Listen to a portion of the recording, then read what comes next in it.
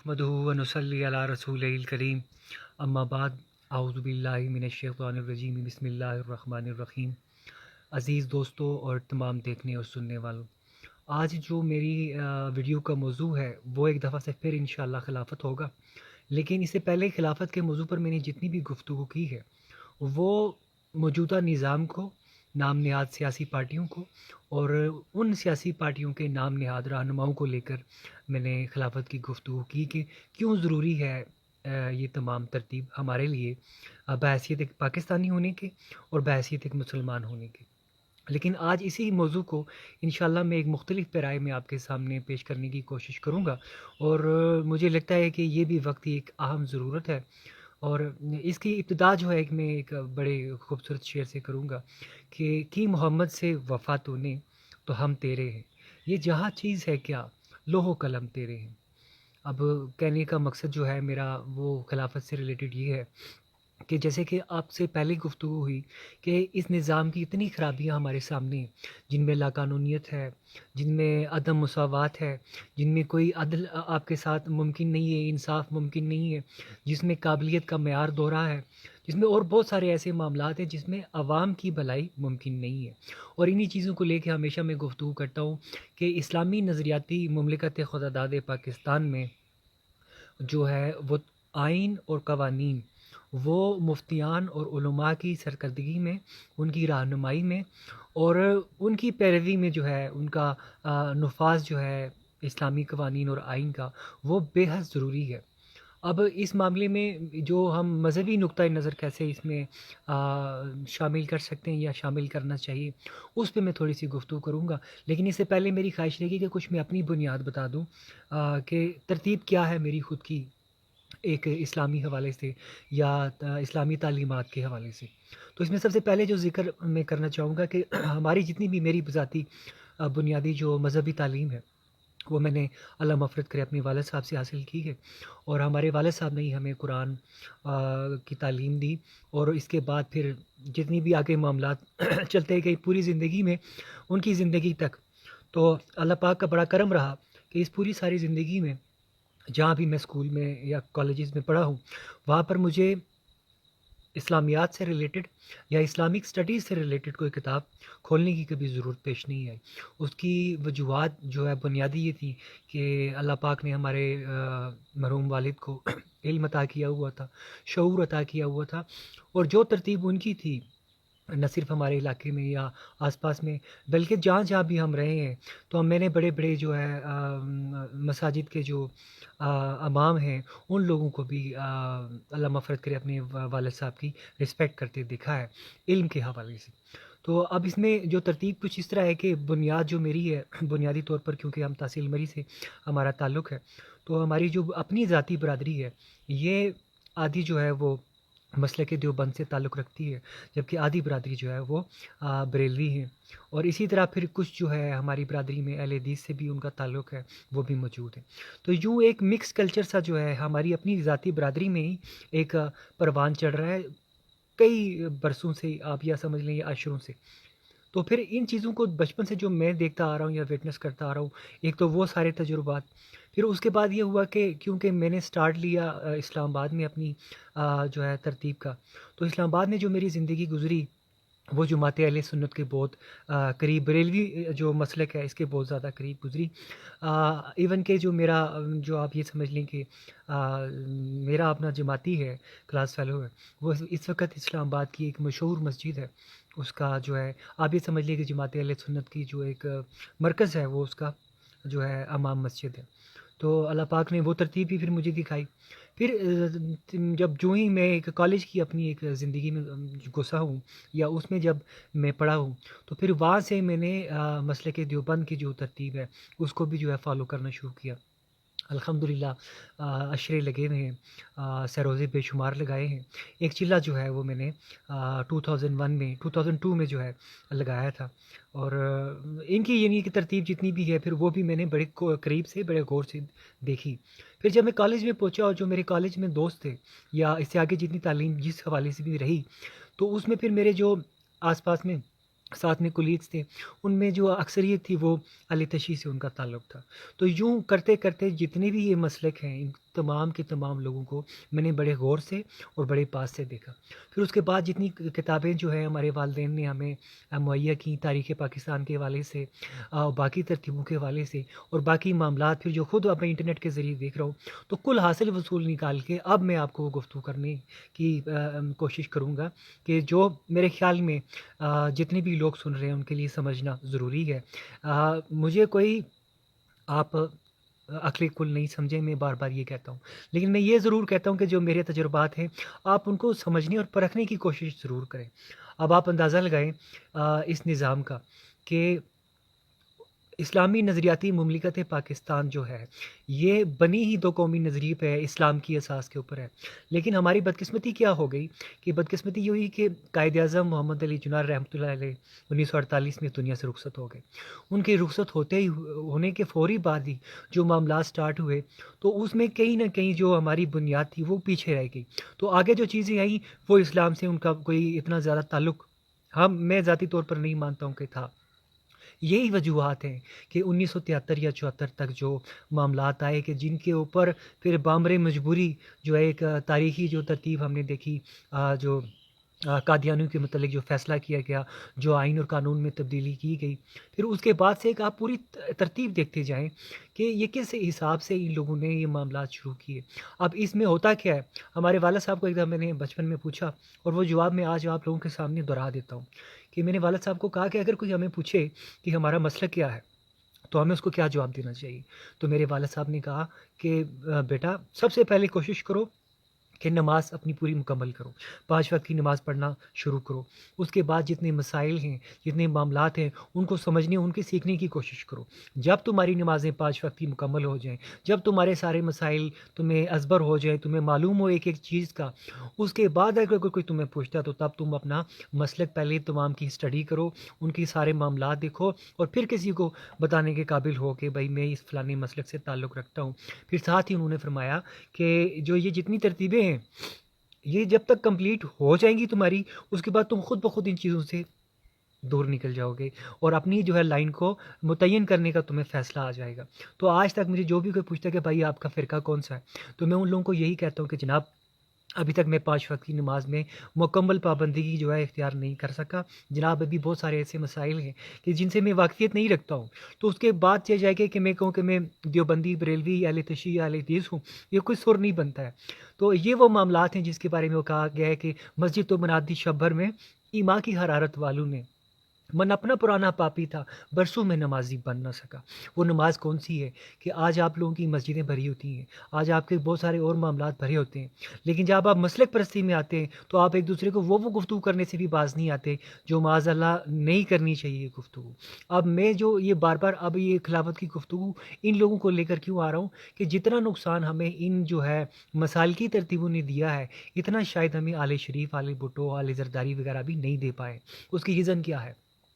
جب آپ کہتے ہیں کہ اسلامی نظریاتی مملکت خداداد پاکستان ہے تو پھر آپ یہ سوال کیوں کرتے ہیں کہ جی ہمیں بل پیش کرنا چاہیے تحفظ ختم نبوت کا، ہمیں بل پیش کرنا چاہیے تحفظ ناموس صحابہ کا، اور یہ آپ یقین کریں کہ اس ملک پاکستان میں کہ جس کی بنیاد ہی اسلام ہے وہاں پر یہ بل پیش کیے گئے، تحفظ ختم نبوت کا بل پیش کیا گیا، تحفظ ناموس صحابہ کا بل پیش کیا گیا۔ تو اس کا کیا مطلب ہے؟ میں نے پہلے بھی ذکر کیا تھا کہ اس کا مطلب یہ ہے کہ ہم خود اپنے ہی جو ہے معاملات کو یہاں پر سنبھال نہیں پا رہے۔ پھر ان کو بڑے ہی طریقہ کار کے ساتھ ہوا دی گئی۔ ہوا کیسے دی گئی کہ جو ایگزسٹنس ہوتی ہے ان تمام سیاسی گروہوں کی جو کہ مذہبی طور کے اوپر ہمارے یہاں پر مسلط ہیں، جن میں مختلف فرقوں کو لے کے آگ بھڑکائی جاتی ہے، ہوا دی جاتی ہے جو ہے فرقہ واریت کو۔ تو میں یہ کہتا ہوں ان تمام لوگوں کو کہ اس فرقہ واریت سے آخر آپ کو ملا کیا ہے؟ جب ہم خلافت کی گفتگو کرتے ہیں نظام کو لے کر تو اس میں بھی سب سے پہلی گفتگو یہ آتی ہے کہ جب آپ کے قوانین اور آئین مفتیان اور علماء ان کا نفاذ کریں گے، وہ کون سے مفتیان اور علماء ہوں گے؟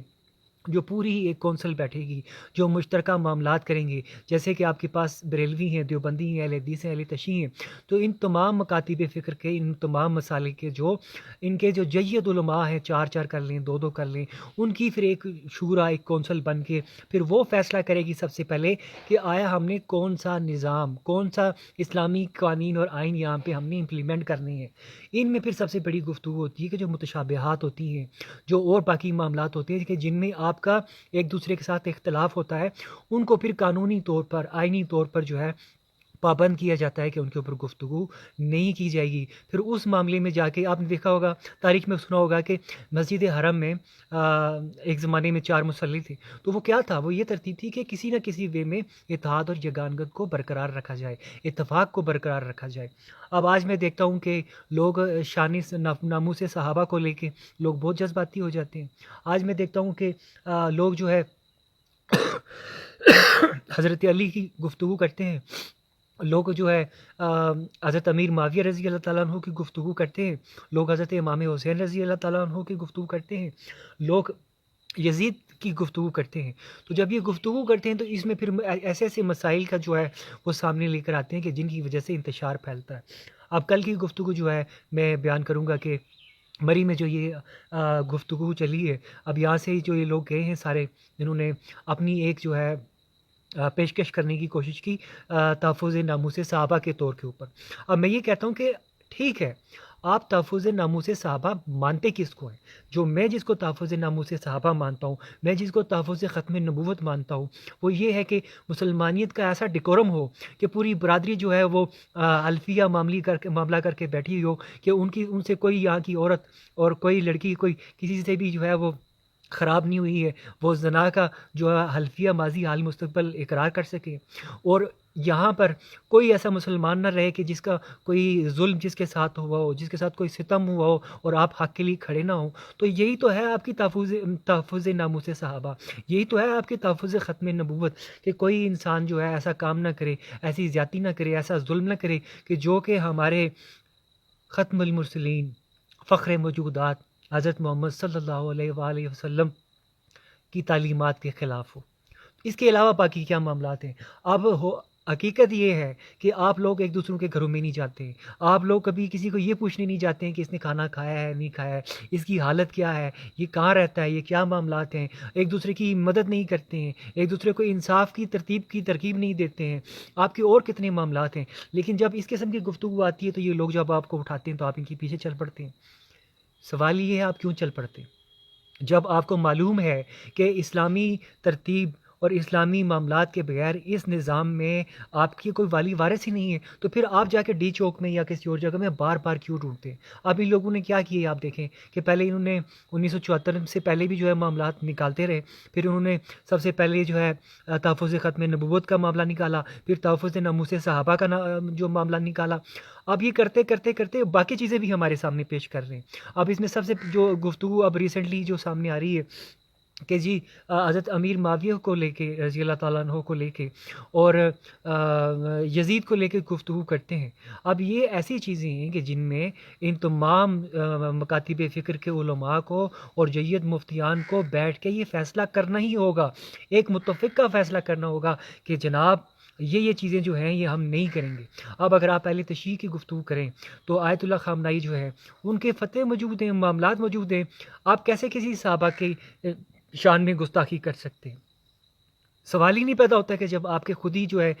بڑے جو جید علماء مفتیان جو ہے وہ فتویٰ دے چکے ہوں۔ یہ تب ہوتا ہے کہ جب کچھ چیزوں کو چھپانا مقصود ہوتا ہے۔ کون سی چیزوں کو چھپانا مقصود ہوتا ہے؟ ابھی گفتگو چل رہی تھی آپ کے ملک پاکستان میں نظام کی، ابھی گفتگو چل رہی تھی آپ کے ملک پاکستان میں باجکوں کی، ابھی گفتگو چل رہی تھی آپ کے ملک پاکستان میں نواز شریف کی کرپشن کی، ابھی یہ گفتگو چل رہی تھی زرداری کی کرپشن کی، ابھی گفتگو چلنے ہی والی تھی مولانا فضل الرحمان صاحب کے معاملات کی، کہ بیچ میں سے پھر جو پہلے جو ہے وہ ایک اور انہوں نے معاملہ سامنے لے کر آئے، اب یہ معاملے کو ہوا دینا شروع ہو گئے۔ تو یہ معاملات کب تک چلتے رہیں گے؟ کب تک آپ ایک دوسرے کو گالیاں دیتے رہیں گے؟ میں سوشل پورٹلز میں جب گفتگو سنتا ہوں لوگوں کی، ایک دوسرے کو کافر کافر کہہ رہے ہوتے ہیں، میں حیران ہوتا ہوں کہ آپ کس بنیاد پہ کسی کو کافر جو ہے ٹھہرا دیتے ہیں؟ جس بندے نے کلمہ لا الہ الا اللہ محمد الرسول اللہ پڑھ لیا، آپ اس کو کس بنیاد پہ جو ہے یہ جو ہے کہتے ہیں کہ بھائی تم کافر ہو کیونکہ تم نے یہ کی ہے، تم کافر تم نے یہ کی ہے؟ یہ وہ چیزیں ہیں جن کو لے لے کے بار بار میں خلافت کی گفتگو کرتا ہوں کہ خدا کا واسطہ آپ پہلے اتحاد قائم کر لیں۔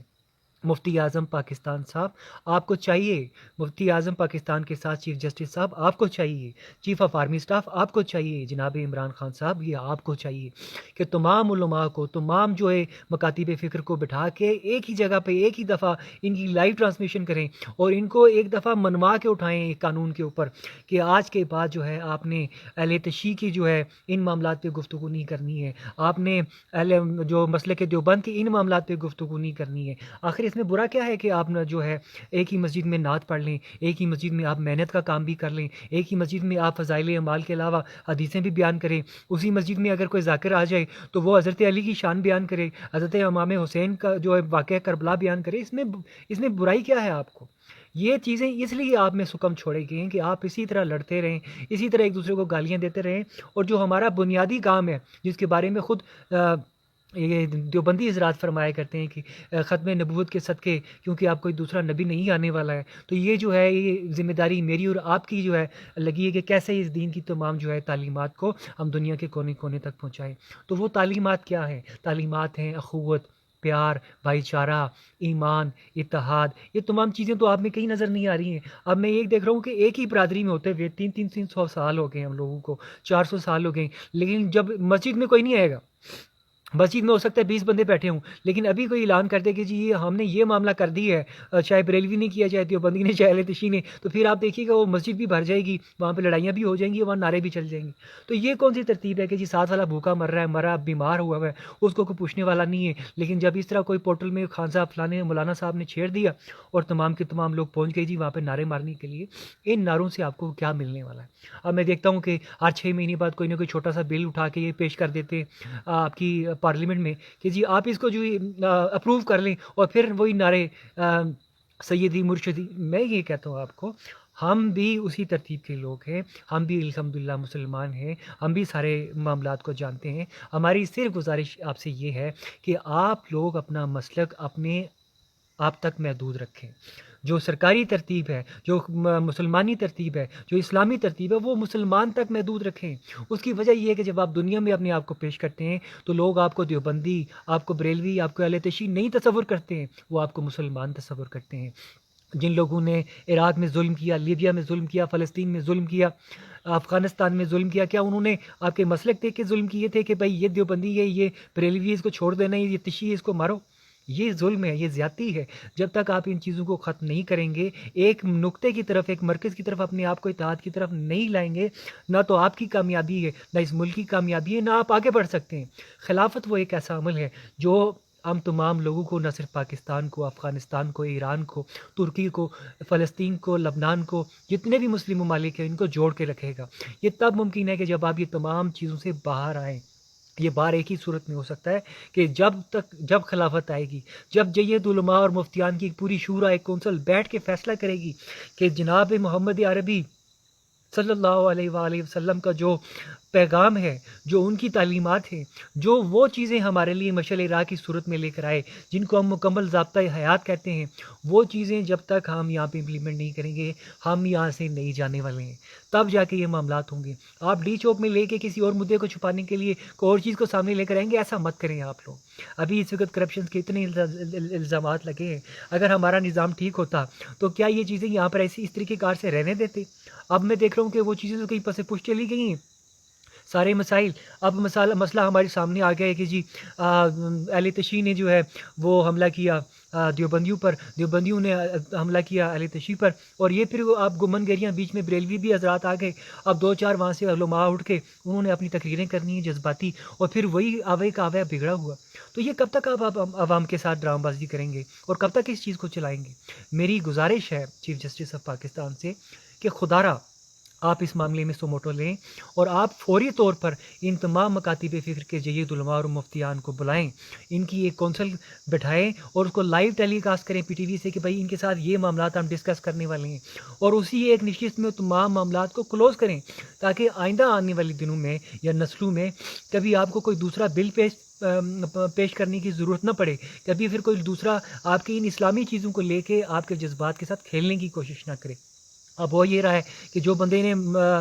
ترتیب کسی اور حساب کتاب میں ہوتی ہے وہ بھی آ کے ان لوگوں کو چھیڑنا شروع کر دیتا ہے، ایسے میں انارکی پھیلتی ہے، ایسے میں جو ہے تفریق پھیلتی ہے، اور اس تفریق کا ہمیں بحیثیت مسلمان ہونے کی کوئی فائدہ نہیں ہے۔ تو میری گزارش رہے گی تمام احباب سے کہ خدا کا واسطہ ان چیزوں سے باہر نکلیں۔ آپ اگر دیوبندی ہیں، آپ اگر بریلوی ہیں، آپ اگر اہل حدیث سے تعلق رکھتے ہیں یا اہل تشیع ہیں، یہ آپ کے اپنے جو ہے بلیفز ہیں، آپ کا اپنا عقیدہ ہے، آپ کا اپنا ایمان ہے، انما الاعمال بالنیات، اور آپ جو ہے اپنی جو ہے نیت کے اوپر اٹھائیں گے، یا دنیا المزرۃ الاخرہ، یہ آخرت کی کھیتی ہے، جگہ جگہ لگانے کی دنیا نہیں ہے، یہ عبرت کی جا ہے، تماشا نہیں ہے۔ آپ نماز پڑھتے ہیں، آپ مسجد میں جاتے ہیں، یہ آپ کا اپنا معاملہ ہے، آپ کا حقوق اللہ ہے، اور اللہ کے حقوق میں آپ ہیں، وہ جانیں، آپ جانیں۔ حقوق العباد جہاں سے شروع ہوتے ہیں وہاں پہ غور و فکر کریں۔ حقوق العباد میں کسی کا حق نہ ماریں، کسی کی جو ہے اس طریقے کار سے اس کی بےزتی نہ کریں، کسی کے اوپر انگلی نہ اٹھائیں، کسی کے اوپر یہ ترتیب نہ کریں اس مذہبی حوالے سے کہ وہ بھی کچھ سوچنے پہ یا بولنے پر مجبور ہو جائے۔ تو میری گزارش رہے گی کہ اگر کہتا ہے یوں تو سید بھی ہو، مرزا بھی ہو، افغان بھی ہو، یہ تو بتاؤ مسلمان بھی ہو، تو مسلمانیت کا تقاضا کیا ہے، انسانیت کا تقاضا کیا ہے، ہم اس کی گفتگو کرتے ہیں۔ اس لیے بار بار ہم کہتے ہیں کہ یہ جو نظام ہے یہ ہمارے کسی فائدے کا نہیں ہے، کہ اگر یہ مکمل نظام اسلامی ہوتا تو آج ہمیں دیوبندی، اہل حدیث کی، بریلویوں کی یا اہل تشیعوں کی اس قسم کی کوئی گفتگو سننے کو نہ ملتی۔ آج کوئی مرزائی کسی کی، احمدی، لاہوری، کسی بوری کی جرت نہیں ہوتی کہ وہ کسی مختلف طریقے کار سے ہمیں خراب کرنے کی کوشش کرتا۔ اللہ پاک ہم تمام لوگوں کو عقل و شعور عطا کرے۔ میرے خیال میں پھر 20-21 منٹ کی گفتگو ہوگی ہے، خواہش میری تھی کہ میں بنیادی گفتگو کر کے جو ہے اپنے آپ کو آپ کے سامنے پیش کروں، لیکن اب گفتگو ابھی بھی بہت زیادہ باقی ہے جو کرنے والی ہے، لیکن میری خواہش رہے گی کہ میں اس کو کسی دوسری ویڈیو میں آپ کے سامنے پیش کروں۔